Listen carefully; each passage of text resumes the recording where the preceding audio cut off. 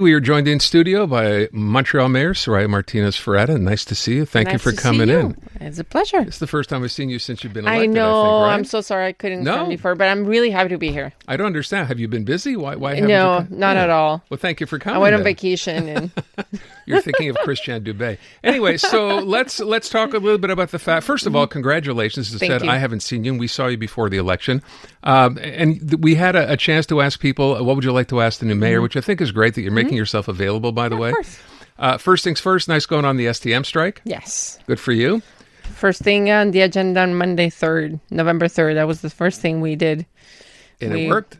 Yes. We took a chance in terms of asking the manager of the STM, sitting down with her and then sitting down with the unions the next day and then going public saying, okay, you have until the 15th of November because we don't want to strike, and pushing for them to negotiate.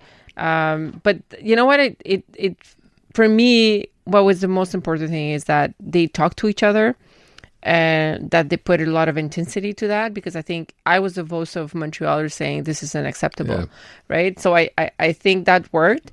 And hopefully it sets the tones on other agreements that we will have to negotiate with other unions. You know, at the time, a lot of people wondered why Francois Legault just didn't pull the plug and just, he could have pushed this through and ended the strike. He chose not to. I'm not sure why that. Maybe there's a political angle to that. I don't know. I think we have to remember. I mean, my father was a STM bus driver for many years. Unions are important because they protect the conditions of workers, and I think it's important. All of us think are important. And the best deals are made at the table. And I think they understood that they needed to negotiate in order to have a deal that they negotiated. It was not a deal that would have made forced on them, right? Forced on them. And I think, yes, Quebec and other could have, forced arbitrage or, a mediation that actually wasn't working. But anyhow, I think the most important thing is that they came up with a deal, and I think it's a good one because that's what they negotiated. So I mentioned I asked people for questions. Someone with respect to the STM said, well, look, now that it's over, maybe what we could do, maybe the mayor could get everyone a free 30-day pass to ride the STM, since the bus passes are not being honored. The STM is not refunding people's money. So can you go ahead and do that for everybody who was hurt by the strike? Unfortunately not. I'm going to tell you why. Because the city gives money to the RTM, which is the agency of the transport for the whole region of Montreal. And they give the money to the STM. We don't have... The transportation is an investment. It's something that will never balance the books. That's the reality. The cost to run a metro like we have doesn't cover your bus. Doesn't cover that. Yeah. And if we take that money away, we're just putting in jeopardy more the financial status of the STM. And I understand the frustration of everybody. I really do.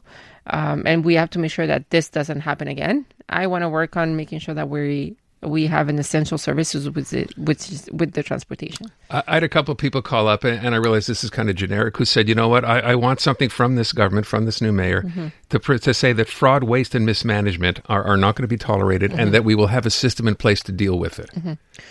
So we've been working with Claude Pinard, our new president of the executive, for the past 2 weeks, opening the books, because we have a budget to adopt in January, which doesn't give you a lot of time to do a budget that, to the extent of what the city of Montreal is. It's almost $8 billion budget.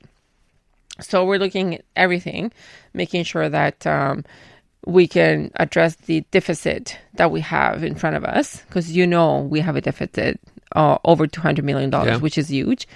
So we need to address a lot of things. And to your point, I think we have to make sure that people understand that the City of Montreal's budget is our money. It's citizens' money. And we have to make sure that everything that we are spending is done in a way that, citizens can be proud. So, Scott, there's your answer. You want an easy one? Sure. Synchronized traffic lights. I'm working on that too. I mean, I want to make sure that downtown core, because I'm mayor of Montreal, I'm mayor of the borough of Ville-Marie. Ville-Marie will be that laboratory to make sure that we're giving a sense of better fluidity. And I'm working already with the administration of the borough to work on artificial intelligence on the planning, making sure that we are addressing the issue of lighting, traffic lights, and also orange cones. Because you had a T-shirt on orange cones. Yeah.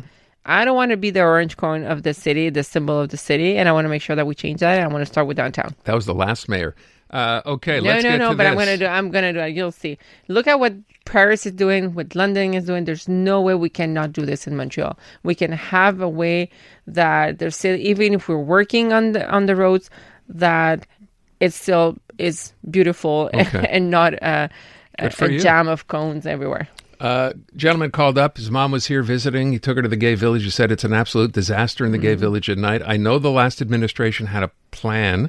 I don't know when that's supposed to happen. What's the plan going forward for the gay village? You mean in terms of cleanness? In terms of what are you going to change there, if anything, because it's a disaster now. Yes. We have to understand that it's going to take time. There's a plan to change the street to make it, again, a sense of people want to go to the village. Yeah.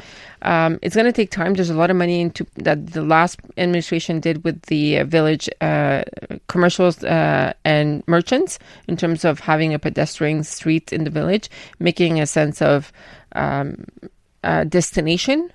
But that's going to take a couple of years. You have to understand. But that is the plan. But that is the plan. And I think we have to look at it and make it something beautiful and attractive. And I want to work on that with the village. And that's still the plan. Now, on the very short term, we have to make sure that we are cleaning the streets better, that we are addressing the issue of security in the area. So that's the other things that we'll be looking into. But in terms of a long-term vision of making the village more attractive, absolutely. Will you stick around 2 more minutes, 3 more minutes? Can you do that? Yes. You promise? Yes. Okay, we're going to go to news, then we're going to cut a very short commercial break, and then we'll come back. I have a couple left, and I think our producers put together a couple. Might have asked a few, but you hear some of the others as well. I'm glad to say. Bringing you the breaking news and the people making it. Montreal Now with Aaron Rand. CJAD 800. Montreal Mayor Soraya Martinez Ferrada is going to stay for a couple more minutes. We're chatting about a whole bunch of different stuff. By the way, if you didn't hear, and James Menny mentioned this earlier in the show, already now a decision to remove a bike path in the winter in part of Outremont on Lajoie Avenue. Step one. And I know I call them the opposition now, but obviously Projet Montréal is not real happy with that. But good for you. You know, you said this would be something you would study. You called it an audit. It already, you've been in office for a week, so good for you. I respect a lot Caroline Brown, the mayor of Outremont. It's something that they have worked on. Outremont has been very exemplary in terms of how they worked with the citizen, the merchant, the way that they implemented the bicycle path. I trust their judgment. And I think, people should be respecting the judgment of a mayor that's doing this in the right way. Unfortunately, again, I was telling you, bicycle paths will be something that people will always be talking to us about, but we're going to show them that we can do this in the right way. I think it's great. Look, I'm cheering, for motorists, and I've taken so many calls on the show, people out in Park Extension, for example, who lost 250 parking spaces, who were like, what are you doing? Merchants who were like, what are you doing? So again, for me, I'm maybe a bit one-sided in the conversation, but you know what? It's a step, and I'm glad you did it. So I think it's a big step. We just need to respect. Everybody should feel respected and taken accounted for. Absolutely. You want to hear some of the calls? Okay, these are some of the calls. Is there a headset here? Sure. Go ahead and put that on. You hear what some people had to say. I've asked you some of these questions already. Brian, go ahead. Why does Montreal have more elected officials than New York, Toronto, and Vancouver combined? What about Cavendish? Is it coming or not? We have a lot of abandoned churches in Montreal. Why couldn't we repurpose those churches where we develop as a space to address our homelessness situation? What is she going to do about lowering property taxes? You can ask her if turning right on red will be a thing. I would love to see that cyclists have to register their bicycles. There's a little sample. Many questions. Yes. First of all, right on red has been talked about forever in this city. It's very difficult to do this right now in our city. We're not there yet. I mean, as you know, there's a lot of streets that motorists don't even respect the 30-kilometer limit.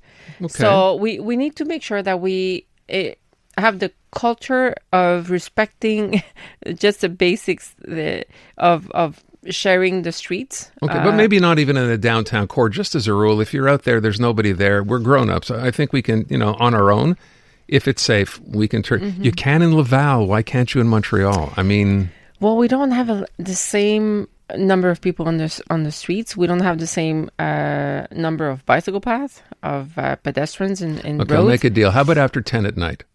Well, I mean, even then, Okay. I'm not going to win. Okay. No. Beyond Right on Red. So one of the things brought up, the idea of repurposing churches, that's what the caller said. We have a homeless problem. You made homelessness the number one agenda item for you. I know it's important for you. Does that part make sense? And she suggested the caller as a private-public partnership, so it's not all on the city, and going ahead and being able to use these facilities to help homeless people. I totally agree with her. I think we should. I think we should look at all of those options. What I would say to her is, will you be coming with me, talking to all the citizens around those church, that they accept that that's what we need to do? Because the issue is not that we can repurpose buildings and small areas and making sure that we can offer more spaces that because we need to. But citizens need to collectively, in every borough, in every neighborhood in our city, understand that we all need to do our part. And I don't want to be fighting with not in my backyard, because what we see in our media is that there's an issue with cohabitation, right? So I think I want all Montrealers to know that we all need to do a bit, so we can relieve the pressure of downtown, in Centre Sud, in Hochelaga, and making sure that every borough we can receive and give the social net that we need to give. How do you do that? How do you convince those NIMBY people that it's okay, we need to do this? You have to come with a plan where you reassure them that there will be, support in terms of security, support in terms of cleanliness, support in terms of organizations that will be supporting these new venues that we will need to open. But we need, it's easy to say that, we can repurpose a church, but I want to make sure that the community around it will be reassured. Of course, because then if I can, and tomorrow and see if the city, we can buy a couple of churches and do that. But we need to have a plan that's more thoughtful in terms of how we're going to do it. So this comes up all the time. I'm actually surprised. I thought now that we have a new party, it wouldn't come up. 2 people asked about Cavendish. And I said, look, there's nothing to ask. As far as I know, we've talked about this before. Yes. Your plan is to open Cavendish. My plan is to make sure that we have the good plan to open Cavendish. There's a lot of space that need to be developed. This is a great opportunity.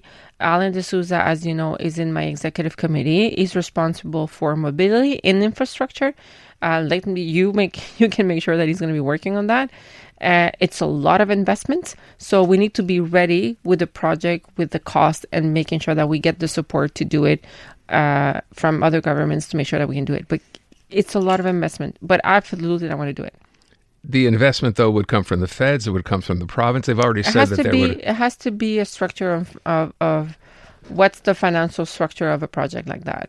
But I think Montreal can do a good part of it, because I do think it's an investment in terms of the development for the whole area. Sure. Yeah, absolutely. The argument now from Projet has always been, overpass, underpass, the railway, they don't want to... But they've never studied it, really. We don't have a real concrete project in our hands that we can study. Never been presented to the BAP either. And that's what I want to do. I want to make sure that we start with the BAP, and that's what we committed to in our platform. I'm trying to think if I left anything out here. Oh, this one gets asked all the time. I might as well ask. The number of elected officials, because there was a question as to that. You have to understand, and everybody needs to remember, that Montreal went through fusions and diffusions. Amalgamations and all that. And nobody wants to talk about the structure. What people want is the city to work. And so what I decided to do is put a table of mayors to work on the administration of the services that we give to citizens. And everybody needs to have the same services. Having less elected officials might give you more people in the administration. So that's not the issue. The issue is making it work. The issue is making sure that every borough in every city and every neighborhood has the same services that they deserve. Okay.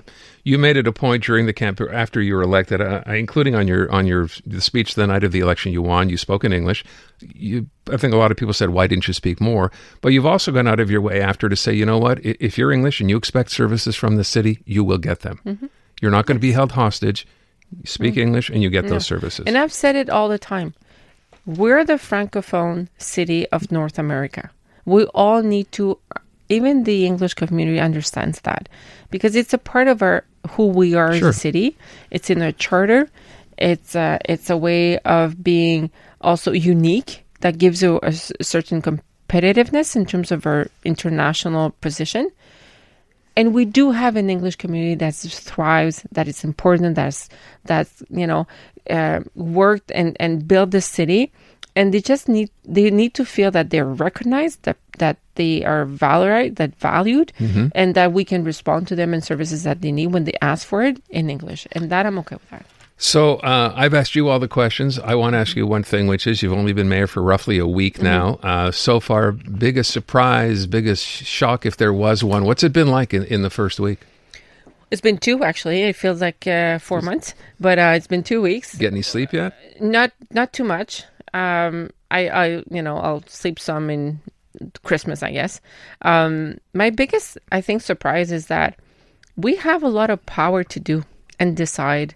And I think that's what I want to do. I want to address the issues that I've said myself that I was going to do. I come from a working family. I work hard. I work a lot, but I work because I have a purpose, and the purpose that I have is to respond to citizens in terms of what I said I was going to do. And that's my mindset right now. And I feel that my biggest surprise is that we have a lot of power, and I want to make sure that we use all of them. I will let you go, but I will ask one other question. You were on the metro, on the REM, on the new line when it opened, and I saw the picture of you, Francois Legault, yes. Mark Carney was there. Yes. A lot of people, the relationship that Valerie Plante had with Francois Legault was perhaps not the best. You've had a chance, I don't know how much you discussed on that day. How did you feel after having spoken to him? How is that relationship going to play out? I said to him, and I'm actually meeting with him tomorrow. What I said to him is, I won't come to you with problems. I'm going to give you solutions. I want to make sure that the city does what the city needs to do, be more autonomous and responsible. Of course, I need your help, but I'm going to tell you what I need and when I need it. But I will not be the person that, sets the tone in terms of this is your responsibility and puts everything on your court. And I have a lot of people that I talk to in the government of Quebec. I've met with Geneviève Guilbeault. I've met with Caroline Proulx. Mm-hmm. I'm meeting with Sonia tomorrow too. So I'm Chantal Rouleau. So I think I want to make sure that they know that we have a renewed relationship, and we can do a lot of things for Montreal, which is the heart and soul of Quebec, and that's a reality. Yeah, but there are a lot of people who think they don't really care about Montreal. Well, I think they care about Quebec. And if they care about Quebec, they will care about Montreal. We will leave it at that. I thank you for coming in. Thank you. Get some sleep. Yes, we'll see you soon. I will talk to you again in a while. All right. Thanks Thank so you. much. I'm Luke Wilson. Join me each week for Film Never Lies. We're going in depth on football and a lot more.